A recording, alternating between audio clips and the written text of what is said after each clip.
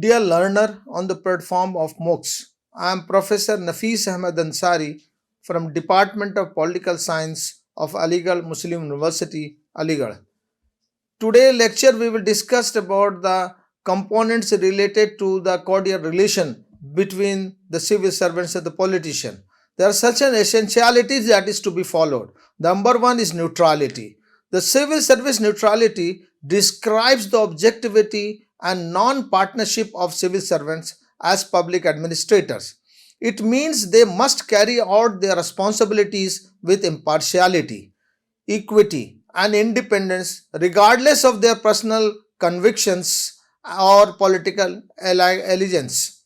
They should be a band of professional administrators who are impartial, detached, apolitical, and non partisan, and who carry out their duties with diligence, efficiency, loyalty, and proficiency.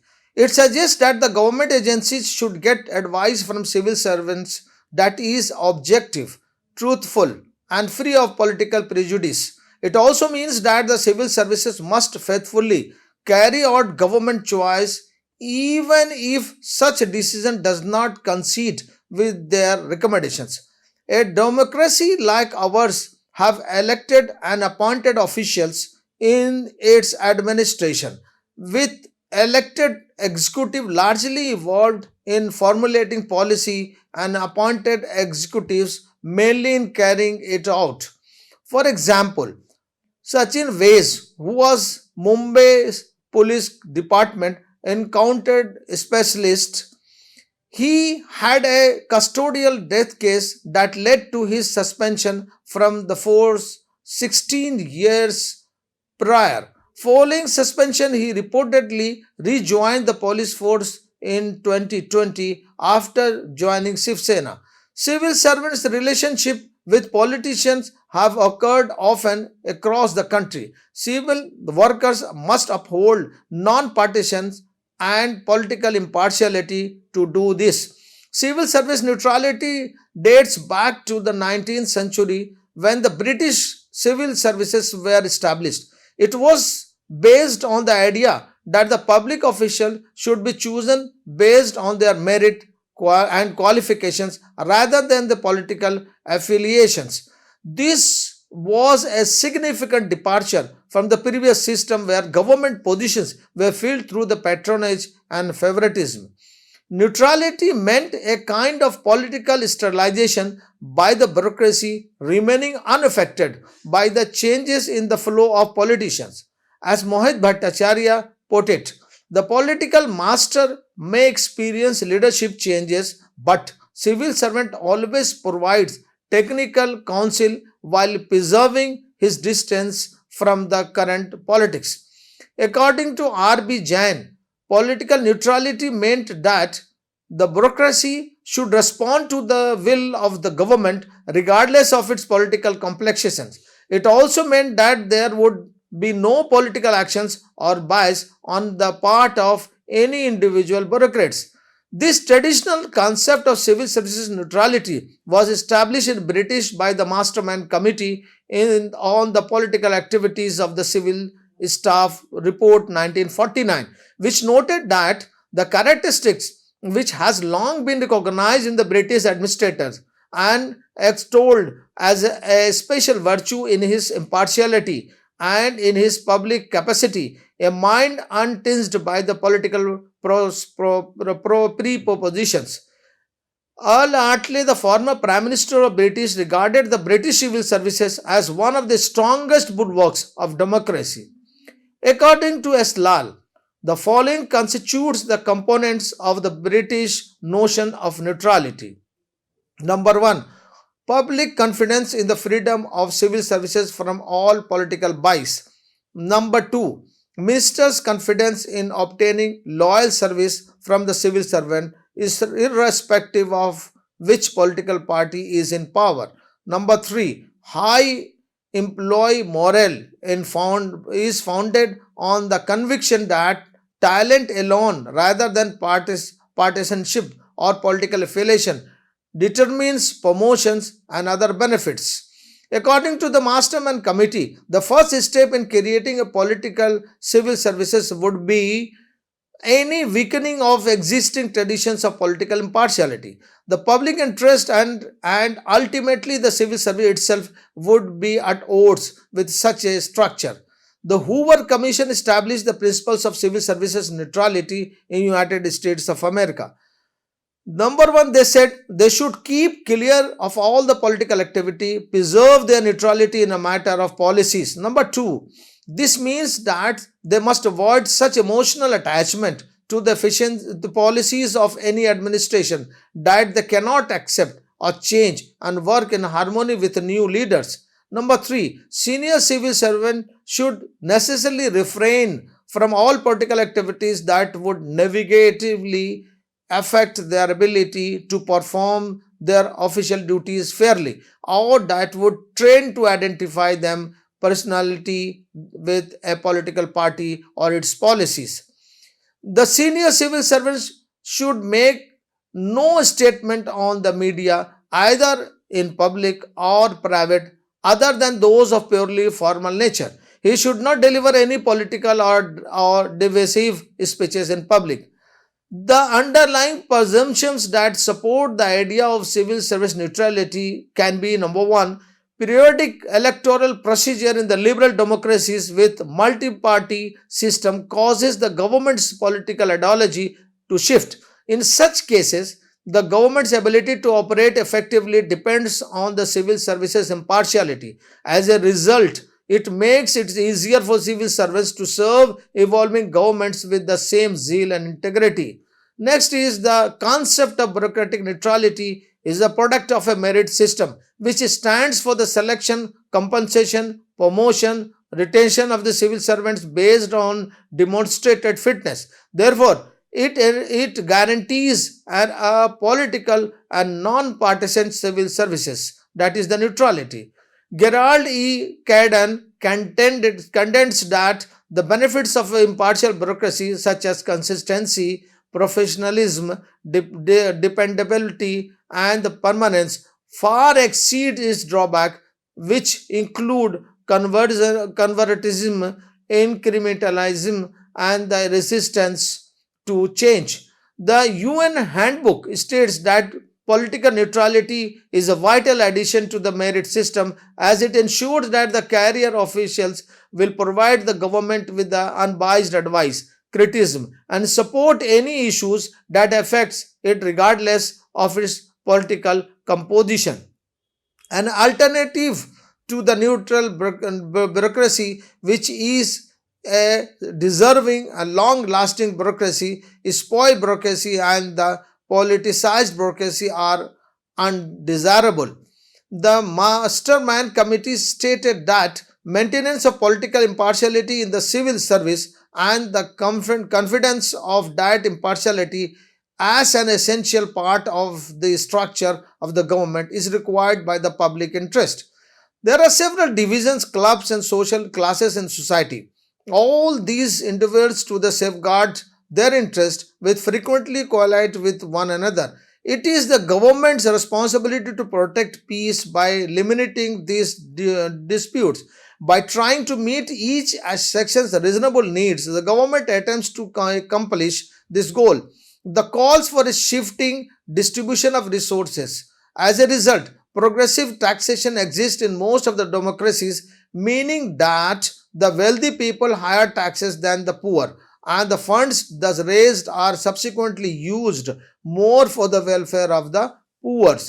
The distribution of resources among the various population segments is determined by the state policy. By negotiating with the representatives of the various interests, counseling ministers on the merits and the cons of alternative policy suggestions, and preparing reports, proposals, resolutions, and legislative acts, the bureaucrats contributes to developing of the policies for such allocations.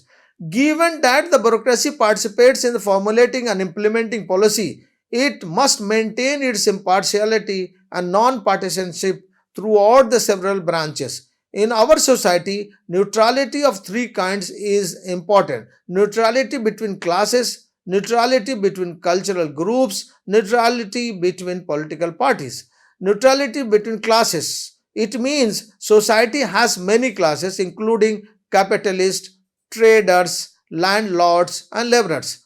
The government must look out for their interest and distribute resources equitably. The government's primary tools that the bureaucracy must remain impartial toward all social strata for the justice to be served.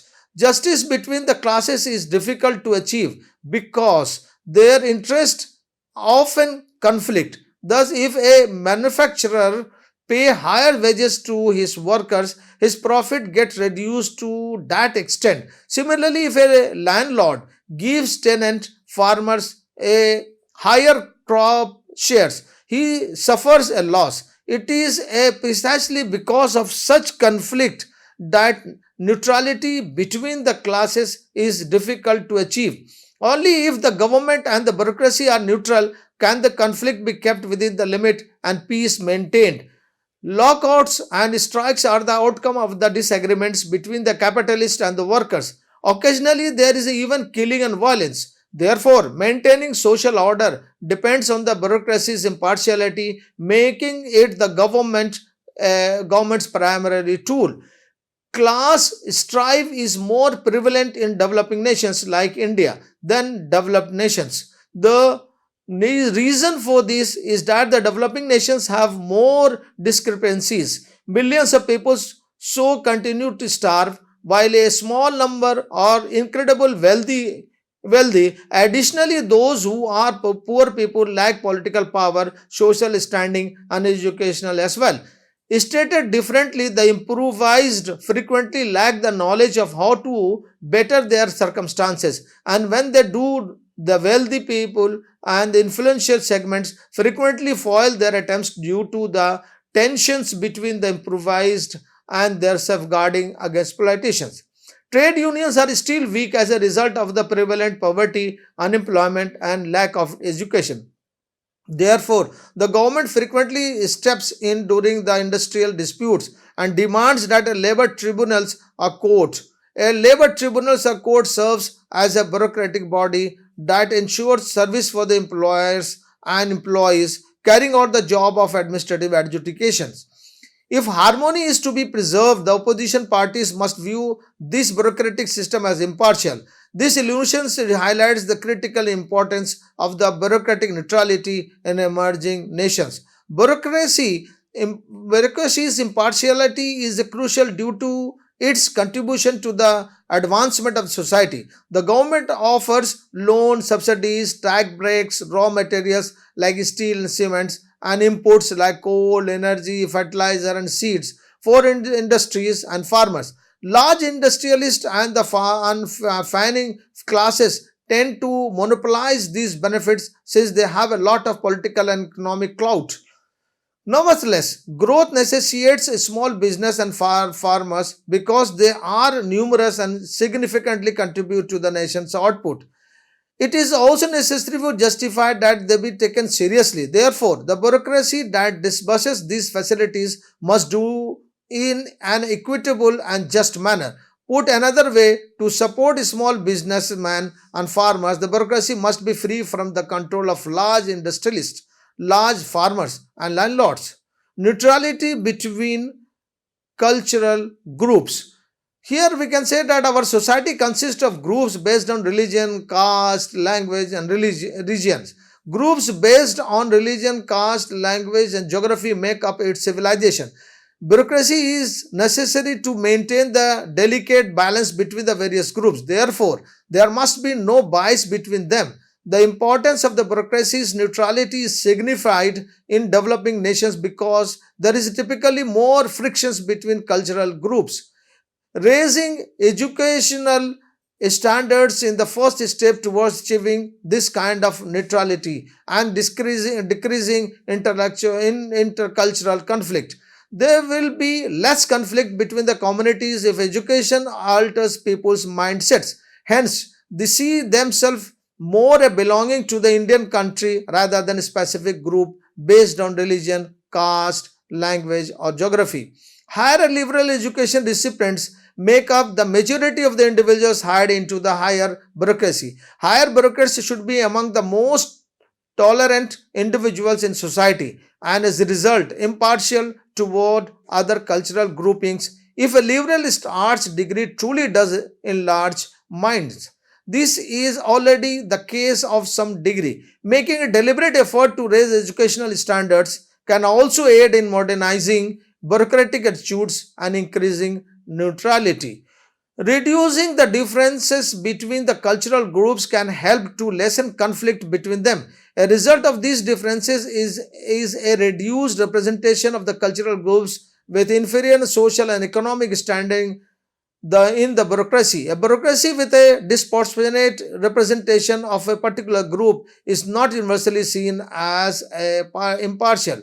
Therefore, lowering a socio-economic gaps across cultural groups will lessen hostility between them and create a more impartial and representative bureaucracy. The government is working to lessen inequalities by funding small farmers and industries, improving health education facilities, and implementing programs like the Integrated Rural Development Program that aim to eradicate poverty.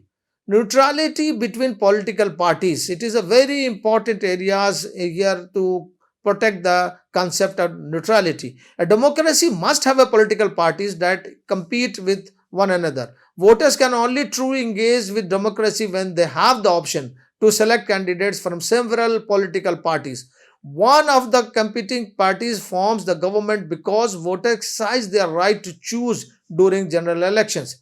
Every political party that runs for office presents its platform to the electorate. It is correctly assumed that if it wins, the people have approved of its platform. In fact, it is said that the people have given the new administration their mandate or command. The policies included in this mandate have the consent of the people. Adopting these policies is necessary to ensure that the people's wishes are met. Bureaucracy is in the main tool used by the government to carry out its program. Therefore, bureaucracy must maintain objectivity in all interactions with parties as there is alone will guarantee that the people's preferences be carried out. The issue that often impedes the impartiality of the political party bureaucracy in the emergence of elegance to the ruling politicians. After being fairly chosen by the Civil Services Commission, bureaucrats may eventually lose their impartiality and identify themselves with the party or those in positions of authority during their careers.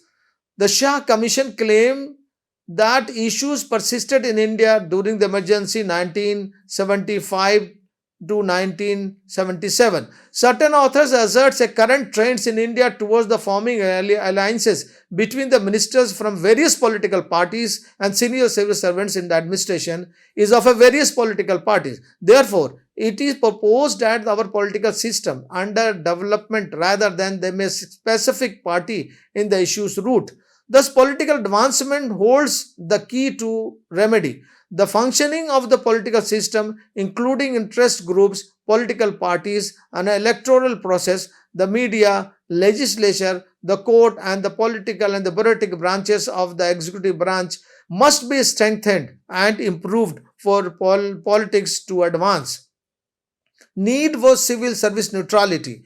By being neutral, public servants demonstrate that they are not subservient to the politicians or in any other authority save the moral authority enshrined in the constitution. It demonstrates how the neutrality principle entails some degree of independence from the current government's partisan's objectives and external agenda that drive some social groups to intimidate others into embracing weakness. Bureaucracy ought to be impartial to politics and ideology to prevent a bias towards a specific class or caste or a set of beliefs. Most importantly, it implies that the public official should still make major contributions to the higher minded causes that support a decent society even after they retire, even if they choose not to participate in a certain type of formal politics that pays little attention to the fundamental values like human dignity, freedom from fear.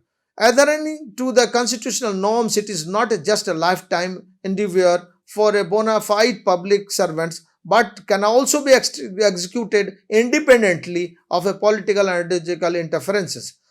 If the bureaucracy is unwillingly to remain impartial, it will be unable to fully support the current political system and any proposed fundamental changes to the economic and political landscape.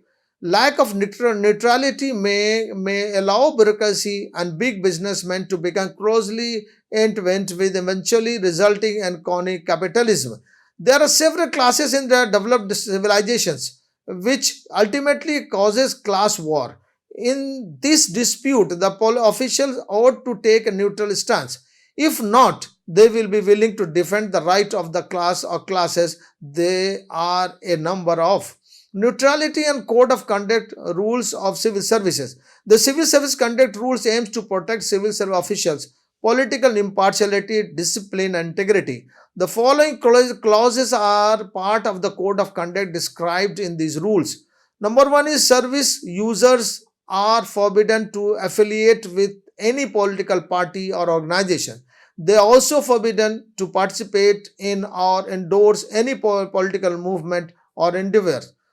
Every civil service must keep their family members from engaging in or supporting any subversive movement or action that opposes the established government.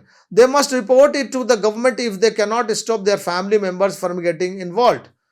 Next is that it is against the law for serving members to campaign for office, meddle in elections, or use their influence in concerning a local government or legislative body. Another is the members of the services are entitled to vote in election, but they are not supposed to reveal their choices. If it is a forbidden service civil service members to make a factual claims or voice viewpoints that are critical of the central government, state government, or any foreign government's recent or current policies or activities.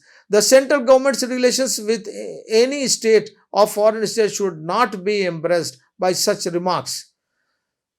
There are certain criticism also that political meddling frequently presents problem for civil workers and jeopardizes their objectives. The efficacy and integrity of the civil services may be compromised by pressure to put political objectives ahead of the general good.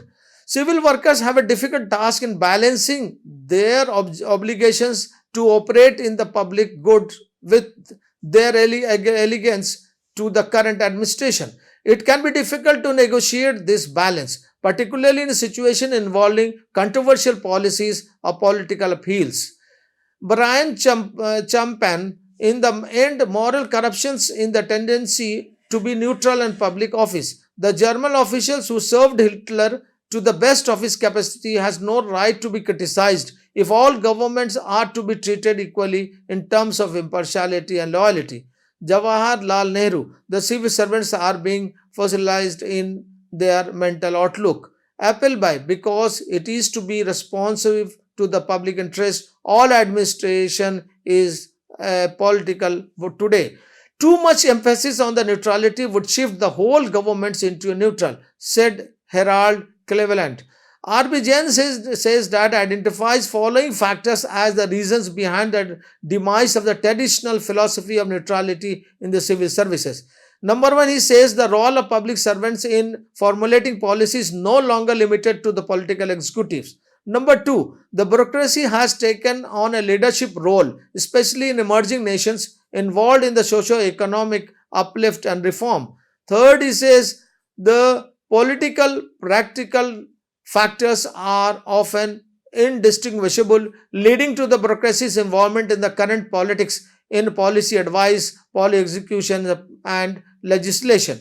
The performance evaluation of senior civil workers completed by the political heads of the departments inevitably includes a political assessment component.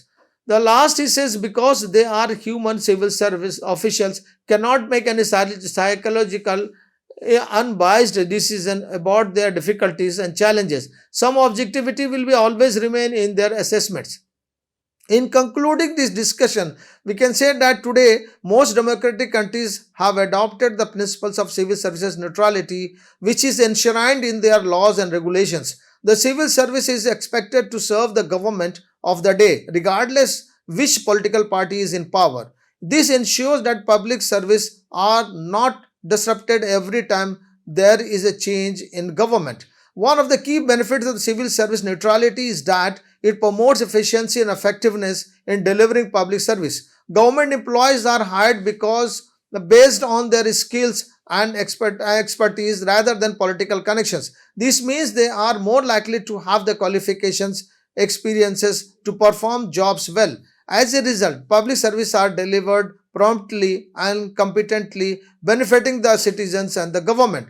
Moreover, civil service neutrality also promotes accountability and transparency in government operations. When civil servants are free from political influence, they are more likely to act as the best interests of the public rather than their own personal or political agendas.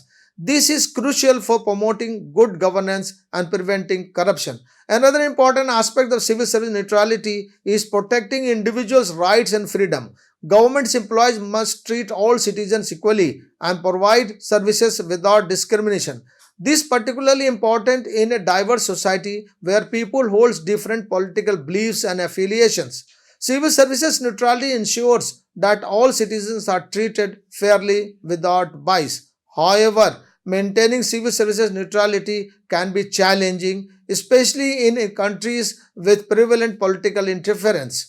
Politicians may try to influence civil servants to make decisions that align with their interests rather than the public best interests. This can undermine the integrity of the civil services and erode the public trust in the government.